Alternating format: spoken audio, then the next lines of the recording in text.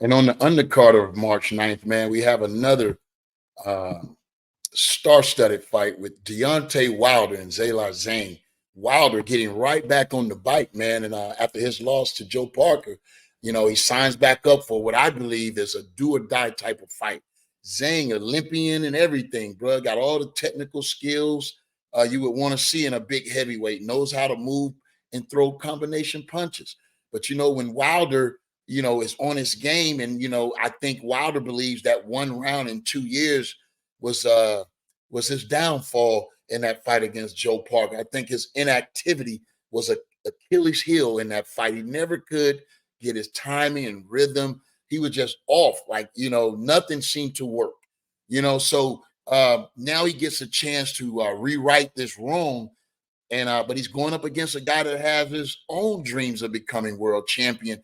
And after coming back from his initial loss, he's been on a winning streak where he knocked out heavyweight contender Joe Joyce, man, in electrifying fashion. It could have been a candidate for knockout of the year last year in 2023.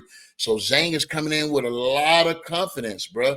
And when you look at Wilder, man, and with his age being 38, having that long 2-year layoff where he only had one round, I mean, I think if Wilder doesn't put everything together and really show that he is that fighter still, I think this could be the last time, if Wilder, depending on how he loses, if he loses, this could be the last time we see Wilder on that stage, talking about the top fighters in the heavyweight division, suffering another loss back to back into the likes of Joe Parker and Zhang. He's going to have to, ask himself some questions. You know, uh, what is he doing it for if he can't uh, still be the best in the world? He has to really ask himself that tough question. But hey, we all had to at one time or another, and that's just the way the game goes. But both of these fighters have a chance to get in that winning square, that winning circle. And the way it looks, if Deontay Wilder could look good in defeating Zhang, that puts him right back in that conversation with Anthony Joshua. So, he could get back there, but it's going to have to take him really putting together a dominating performance where we can feel as if he can still beat anybody in the world, not just have a hope and a prayer with a right hand that if not disguised and if not, thrown properly, it's going to be ineffective anyway. So you want to stay tuned to see if Wilder can get this win over a very tough Zhang, who's only coming in with one loss. And I think that loss was by decision. So you want to stay tuned to that. And Devin Haney and Ryan Garcia won't be happening after all. We got the news last week that Ryan, took it upon himself uh, with some advice. A lot of people say with some advice from Floyd Mayweather, but we don't know that to be the truth. But, that's what they're saying, that he's chosen now to fight Rolly Romero. Rolly Romero, another internet sensation. I believe Ryan, you could call him a internet sensation as well as Rolly Romero. So they're going to bring both of their followings together and try to put on, a memorable fight. And Rolly giving Ryan his first opportunity at a world title. Even though Garcia was in there with Tank, I don't think Tank was scrapped up at the time, but Rolly does have a belt. We know that belt was won in a controversial fashion when a guy was really winning that fight, looked like he was alive in that fight, a live underdog, where Rolly put the guy in the corner, threw a couple shots, and Weeks stopped the fight on another weak stoppage. You know what I mean? Another weak stoppage. But Rolly won the title after all, and now sits as a WBO champion and giving Ryan Garcia his first world title opportunity, man. I think on paper, that fights look very interesting with Rolly being an erratic puncher, really not having GPS on his punches. He don't even know where they're going, but he's throwing caution to the wind. And if he can land one of those shots, with that pressure he's trying to bring, it could spell trouble for Ryan Garcia. And I think they had some highlights of them sparring once upon a time where Rolly was really banging on Ryan. Ryan was, in a survival mode, but it looked like Rolly was getting the best of Ryan from those little highlights. You know what I mean? That's a long time ago. Ryan, a different fighter now. But hey, who knows?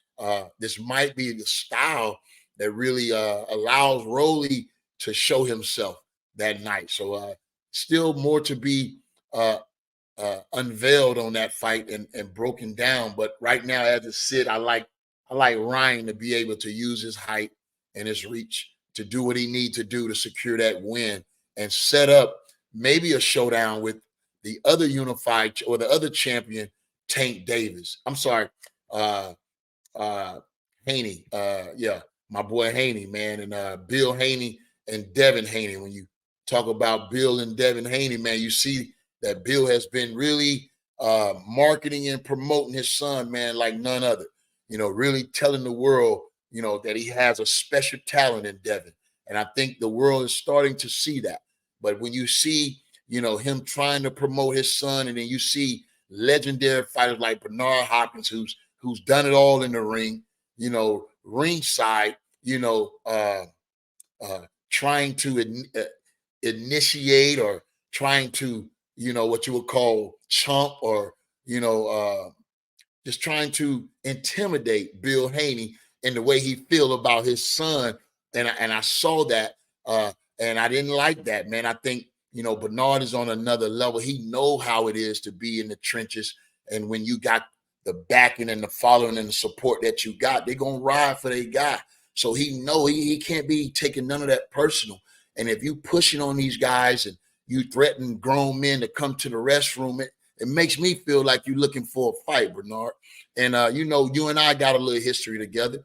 And, I still feel, standing on 10 that, yeah, man, I feel like you owe me one, bro.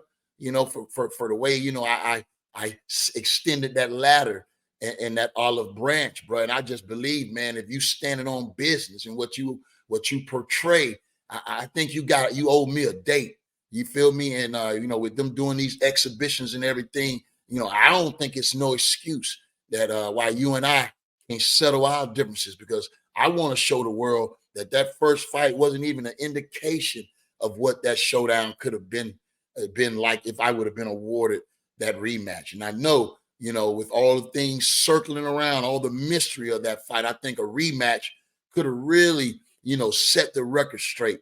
And with me being 3-0 in rematches at the time, I can see the play, and I looked like you were in on it, bro. It looked like, when I look back at that dreadful night, there's a lot of unknowns surrounding that fight. In a rematch with me being the unified champion, you coming off 2 losses, you ain't even in my weight class.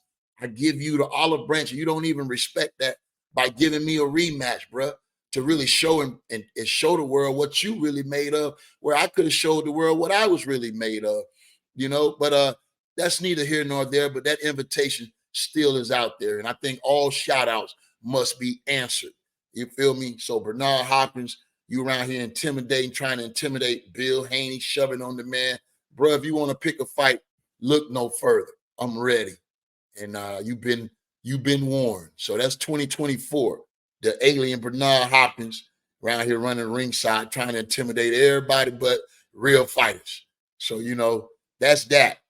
And on Cinco de Mayo, man, Garcia and Romero, yes, Cinco de Mayo, that might be the one. Teofimo Lopez has been in the news lately, but it's not about his upcoming fight February 7th. It's been about him, and he calling out Terrence Crawford, the 147-pound king, undisputed, that is. Lopez never been one to shy away from his competition and shy away, never been the one to be quiet. He really knows how to express himself. And when you look at, his resurgence to the pound for pound list, man, and when you look at that potential fight with him and Crawford, you know what I mean? It really gets me excited, man, because I'm a lover of the game. And that would be a legendary type of fight with these two fighters coming in with the resumes that they have. You know what I mean? with Crawford trying to figure out his next move in the 147-pound division. You know, you got Teofimo Lopez that's due to fight February 8th. But, you know, with the social media, you know, a lot of things are being talked about. But I believe this is more of a clickbait type of situation, considering that he already has a scheduled fight with a qualified fighter in Jermaine Ortiz, who went the distance with Lomachenko. And so if you can go to distance with Lomo, you know your way around the ring. If you don't, you at least know how to keep your head on a swivel. You know what I mean? Because you know Lomo's trying to take it off. So I believe this is going to be a contested fight for Teofimo, who has been out of the ring for some time, but looks to get back and sharpen up his skills before he then looks to either unify or fight a big name outside of his division, like a Terrence Crawford, in which, man, that would be something to see. Well, so until the next time, you've been listening to Tarver's Take, man. I hope you guys appreciate it. Hey, if you haven't subscribed to my YouTube channel, please do Tarver's Take. We're trying to get those subscription up, and you know the game, man. I can't do nothing without you guys' support. So I appreciate it. Until the next time, stay tapped in, and I'll talk to you then.